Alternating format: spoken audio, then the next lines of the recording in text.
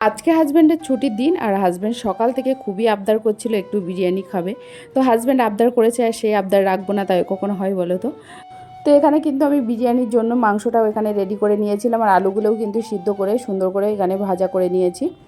তো এবার বিরিয়ানিটা সুন্দর মতো সাজানোর পালা। তো প্রথমে আমি দিয়ে দিলাম ভাত, তারপরে আলু দিয়েছি, তারপরে দিয়ে দিলাম মাংস, আর উপর থেকে একটু অল্প করে দিয়ে দিয়েছিলাম বিরিয়ানি মশলা দিয়ে, কিন্তু এবার উপর দিয়ে আবার ভাত দিয়ে দিলাম।